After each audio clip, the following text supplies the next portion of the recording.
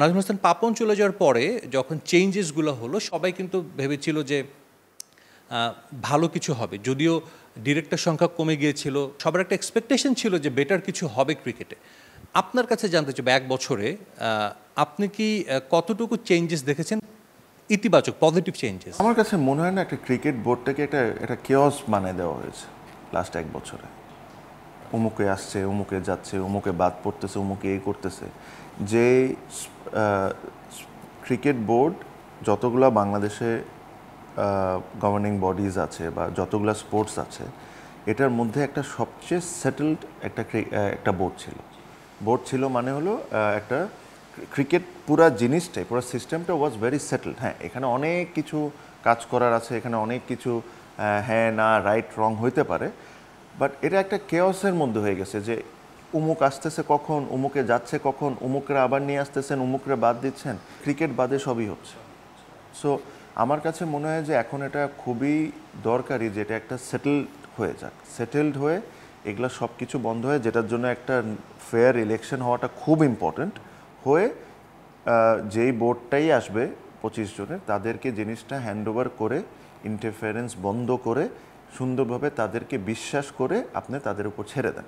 বছর 2 বছর পরও যদি আপনাদের একটা রিভিউ করতে হয় আপনি করেন, সেটা করেন, বাট কেওস ক্রিয়েট করেন না। ফারুক ভাই দায়িত্ব নেওয়ার পর তাকে যখন সরানো হলো, আমরা দেখেছি বিভিন্ন জায়গায় এসেছে, দায়িত্বশীলরা বলেছেন যে তিনি ক্রিকেট বোর্ডের কাজের চেয়ে নির্বাচন করার দিকে তার বেশি মনোযোগ ছিল। তিনি অগাস্টে দায়িত্ব নিয়েছেন, তাকে প্রায় 7 মাস পর কিন্তু তিনি গণমাধ্যমে প্রথম বলেছেন যে আমি ইলেকশন করতে চাই। এরপর 2 মাস পর তিনি আর তার যে পথটি হারান। ফারুক ভাইয়ের ক্ষেত্রে যদি তার এক্স্যাক্টলি রিজনসগুলো তো আমার জন্য বলাটা ডিফিকাল্ট যে কী কারণে তাকে সরাই দেওয়া হয়েছে, বাট আমার কাছে মনে হয় যেহেতু উনিও ক্রিকেট খেলেছেন, বাংলাদেশ টিমের ক্যাপ্টেন ছিলেন, যদি ওনাকে সরানোই দরকার ছিল তাহলে ইলেকশনটা আগায়, ইলেকশনটা করায় আপনি নমিনেটেড করতেন না, তাকে সরাই দিতেন, তো তাহলে কি হতো, ওনার সম্মানটা ওনার জায়গায় থাকতো, আর আপনার যেটা ডিজায়ার আপনারা ওই জিনিসটাও ফুলফিল করে নিতে পারতেন। অনেক রাইট রং হয়েছে, ওনারও আমি শিওর যে উনি কিছু ভালো কাজও করেছেন, কিছু ভুল কাজও করেছেন, বাট যে প্রক্রিয়াটা ছিল ওটার সাথে আমি একমত না। ওটা আমার কাছে মনে হয় না যে ওটা রাইট জিনিস ছিল, আর উনি বাংলাদেশ টিমের ক্যাপ্টেনও ছিলেন। আমার কাছে আমি যদি ওই জায়গায় থাকতাম তাহলে আমি কি করতাম, হয়তোবা আমি করতাম কি যে ঠিক আছে, ইলেকশন তো সামনে নিয়ে আসার আপনার কাছে অপরচুনিটি আছেই, ঠিক না?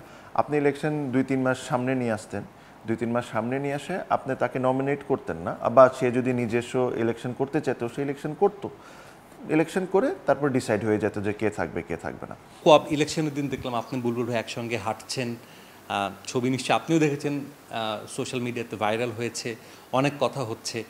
সেদিন আসলে বুলবুল ভাইয়ের সাথে মনে হয় অনেকদিন পর আপনার প্রথম কথা হয়েছে, কি কথা হয়েছে? ক্রিকেট নিয়েই কথা বলছিলাম যে আসলে ক্রিকেটটা সব কিছু হয়ে যাক, যা হওয়ার হোক, বাট ক্রিকেটটা কোনো দিক থেকে যেরকম ড্যামেজ না হোক।